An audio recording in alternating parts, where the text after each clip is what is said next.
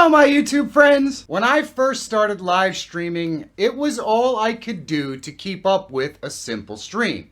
I can remember getting annoyed with audio issues, and bringing up a simple video to talk about would make my frickin' head explode. There is no substitute for experience when it comes to live streaming, and we all go through that in the beginning. But after a while, you learn the tools and the equipment, and things slow down for you while you're streaming. And if you've arrived at that spot in your streaming journey, then you're here to expand on the tools that you use to create more dynamic and immersive streaming experiences for your audience. So today, I want to share with you the 5 tools that I use in every live stream to improve the look and feel of my live streaming experience for me and my audience. So you know what? Let's get to it! All the tools I'm going to show you today are totally free, and there is a link in the description so you can download them and check them out for yourself. Oh, and you don't want to miss the bonus tool at the end. It saves me hours of hassle on the setup for every live stream. Plugin number 1. Let me introduce you to the Move plugin. The most simple and basic form of the Move plugin is really easy to show you. I have a nested camera here, so let's create some more scenes. And what we're going to do in this scene is we're going to go ahead and add our video capture device. We're going to just use the camera right here. And there we go. So we have it in here, but we're going to shrink it down like that. And we'll just go ahead and click the plus here, and we're going to add a display capture because maybe we're doing some sort of a game or something like that. So let's just capture a display that a game would be on, and there we go. Click OK, and we'll bring this up like that, and we'll just extend it, and we'll put that below our camera. And what we're going to do is we're just going to duplicate this scene right here, and that's pretty easy to do. Boom, duplicate. In this duplicate scene, we're just going to take our camera and we're going to move it over here. And then we'll just right click here and we'll duplicate this scene again. And in this duplicate, we're just going to take our camera and move it over here. And then we'll just duplicate our scene again.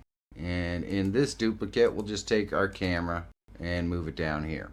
And then all we have to do is click the plus under our transitions right here. And we're going to select Move. And we don't actually have to do anything here. We don't have to change a single thing. And what you're going to see is now when we switch scenes, our camera's going to move around the screen in a nice fluid manner. And this is the basis for everything in the Move transition. But you can move assets around a single scene. So this is my normal live stream, just a clip of it. And all of the camera movements that you see here are all done within the Move plugin. So you can see right there, we added Monica in on one side, we added Michael in on the other. The camera movement is fluid, and that was all done in the same scene using the Move plugin. And you'll see it continue right here, where it just goes to just Monica and I.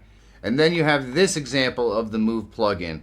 Now, needless to say, there are camera effects on here that make the screen brown and give it an old-timey look. But what I want you to focus on are the mustache and the monocle, which are both controlled with the Move plugin. And as you can see, they move with me in this video. You will never run out of cool tricks that you can do with the Move plugin. I work hard to create content I think you're going to enjoy. Sometimes I hit and sometimes I miss, but honestly, it's really hard to know for sure. And that's where you can really help me out. If you're enjoying this video, take a second and click that thumbs up button. It's totally free.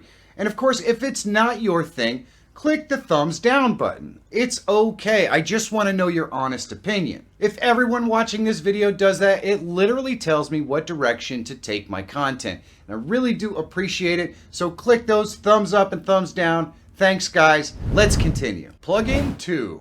Next, I'm going to show you the Advanced Mask plugin. And it's awesome. So in order to use the Advanced Mask plugin, we have our camera right here. We're just going to right click on it and we're going to go to Filters. We're going to click the plus and we're going to go to Advanced Mask and click OK. And so we've got a bunch of different options. You can already see that a mask has been applied, and we're using alpha mask, in this case a shape and a rectangle. So the shapes have all different sorts. We've got a rectangle, a circle, an ellipse, regular polygon, star, and a heart. So let's go ahead and mess around with the star for just a second. We can adjust the center point or move it around if we like. We can go ahead and adjust the rotation of our star. Pretty cool. And then we can adjust the number of points. We can adjust the outer radius to make it bigger or smaller. And we can adjust the inner radius like that. We can also adjust our corner radius, so we can round off the corners, and we can zoom our image in and out as well. So that is the star right there, but this does so much more. So we can use a source, which is essentially a video image that we would load a source over here, and then we can choose it right here. It could be any video image that we want, and I'll show you what that looks like in a minute. We can also use an image, so let's go ahead and load up an image, and that is what an image mask might look like. And this is that mask right there. So it's basically a white image on a black background, and that's what creates our mask right here. So this right here is a mask created with video using the advanced mask tool, and if I click play, you can see we've got a video in the back that's rotating with a rotating mask, and then the inner mask of just my camera is also rotating. And this is easily creatable using OBS. I show a lot about how to create something like this in my advanced masks tutorial, so you can check that out as well. But the only limit to the things that you can do with the mask is your imagination. It's absolutely awesome how many different cool things that you can create using the advanced mask plugin. There is one catch. See, when we go here to the other camera, and that mask is now applied to it. That's not what we want, but our next tool is going to help us fix that. Plugin 3. We don't want our advanced mask applied to every camera. And as you can see, it automatically does. Well, how do we fix that? Well, the first thing we're going to do is we're going to go into filters, and we're going to just remove our advanced mask from this one right here. And that's going to restore all of our cameras back to their original shape. Then we're going to go into scene 2, and instead of adding the cam like we did right here, we're going to go ahead and remove that, and instead we're going to click the plus, and we're going to use a plugin called the source clone. Basically, with the source clone, we're going to clone a type, which is source, and we're going to select the source that we want to clone. In this case, we want to clone the cam. And we want to go ahead and we want to use the audio. So make sure audio is checked so we get the audio for our camera, and click OK. And now we can just right click on this, go into filters, click the plus, go into our advanced mask, and we can add our star, and there we go. So now our camera is normal, and our clone camera, mask camera, is that. And we can see that the rest of these have not changed. It works awesome. And now we can have as many camera masks in different scenes as we want using the source clone on the same original camera. It's awesome. You can add so much variety to your streams with this plugin. Plugin number 4, the downstream keyer. This one is revolutionary. So do you have a bunch of scenes in your live stream that you want to be able to add assets to, but you don't want to have to add the assets to every single scene? Well, the downstream keyer can basically allow you to put assets over any scene that you want really easily. It's so handy. So once you install it, you just go into Docs and you add your downstream keyer, and that's what it looks like right there. So it has this one here called Disk 1, and what we're going to do is rename that. So what can we do with this? Well, let's say we had assets that we want to be able to show in any one of the scenes that we use. Well, let's go ahead and click the plus, and we'll just call this jokes. And so we've created a scene, and we're going to add an asset in here. It's going to be a video, and we don't need to loop it or anything like that. Click OK. And this is what it looks like right there. Now we just need to select this right here and click the plus on our downstream keyer. And it adds that in there. So now we could go to any of the scenes and we just select it right here and it plays it over top. And then we can pause it to unselect it, go to another scene. Whatever we're doing in this scene, we can just select it. And you can see that if I change scenes, it's still there. It will play over any one of these scenes at any time. Let's say we have 20 different audio sounds that we like to play in different scenes as a soundboard. Well, what we could do is we can go over here in our downstream keyer and we can create another tab. So we'll do this and we're going to add and we'll call it soundboard. And now what we could do is add sounds. And we'll select our soundboard over here. We'll click the plus.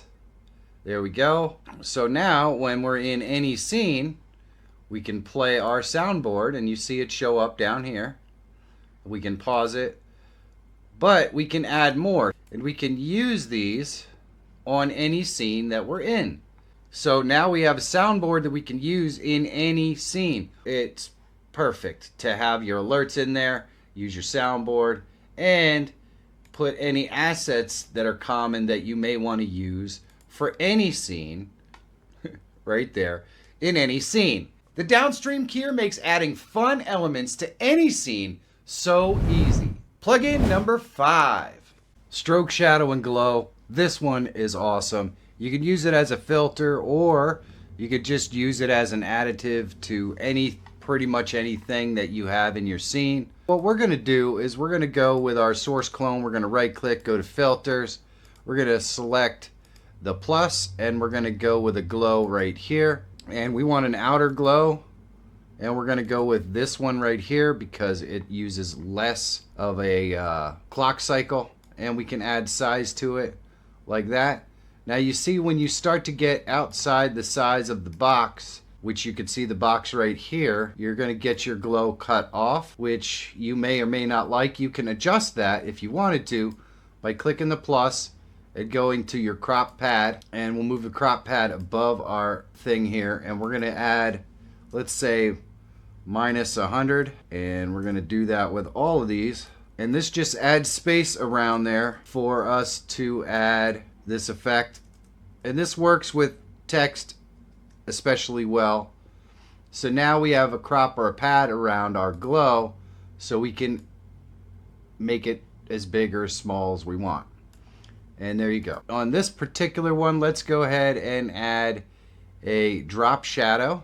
And we're going to use this as well there. You can see what that looks like. So we can intensify our drop shadow or we can make it kind of less. We can adjust the angle of the actual shadow so it could go above or below. We can move the distance of the shadow out and we can adjust the size as well. And we'll increase the intensity so you can see kind of what that looks like. And we can change the color of the shadow as well if you wanted it to be green or blue. That makes it more like a glow, but whatever. There we go. So now we have shadow. Click the plus and we'll go to our stroke right here. And all that is a color that it will put around there so we can adjust the size of our stroke and we can offset it. So we'll add some space around the outside. You can see we're having the crop pad issue right here. We'll add some space. And now we can go ahead and offset it more if we want to give it some space. We can offset it less. We can adjust our stroke size pretty much as big or as small as we want. And we can adjust the color. We can add multiple things to it. And we're going to add a shadow. And so you're going to see that it will add a shadow outside of our box as well. And you can see that this maintains from one to the other. You can do this with text as well. On our text, we can add this to any text we want. It looks awesome. You can do this with anything any asset that you use in your live streams. That's going to look so much better than your standard basic image or standard basic video. You're automatically framing it, you're making it look cool. No need for excessive overlay creation with the stroke, shadow, and glow. You can just take your assets and expand on what they look like to make it look like you have an awesome overlay when you're just using built-in plugins that are already in OBS. It's awesome. Stroke, shadow, and glow plugin is fantastic. The only limit in that one is your imagination. The bonus plugin. Now this last one is a bonus because it's not going to apply to every user. It's only going to work for people who have an NVIDIA graphics card. That's the NVIDIA background removal tool. And let me show you how this works. All we have to do once we have it installed is right click and go to filters, and we'll click the plus, and we're going to go to our NVIDIA background removal tool. And click OK, and boom, our background is removed. Now this works really well if you're playing video games or something like that to add your camera. Let me show you what I mean. We're going to go and click here and add this media source, and we'll just move this down below our camera, and so you can see our media source is back there, and we'll minimize this up. So now we have a camera here that has its background already removed. We can move it around however we want. You know, you can also apply all of the same things to something like this. So we can go into filters, and there we go. So now we've got a glow around us, our camera, and the NVIDIA background removal tool works really, really well. And of course, if you want to see how all of these tools work, I have specific videos that dial down on each one. Essentially, this video here is meant to kind of show you what sort of tools I use in every live stream. If you want to dig deeper into them, you're going to have to check out those individual videos, but at least you know what you're interested in and what is actually possible. That one saves me hours of lighting and background modification issues. Now I can change my background anytime it suits the needs of the stream without having to mess with lighting or a green screen. The best part is my standard background is always available. I love it. Did I leave out a plugin that you can't stream without? Let me know in the comments below. I'd really like to hear about it. And if you want a deeper dive into the advanced mask plugin, you should check this video out. And if you're always looking for tools, tips, and tricks to help make you a better live streamer or YouTuber, subscribe to the channel. My name is Michael Feyrer Jr. Thank you so much for watching. Have a great day, and I'll see you in the next one.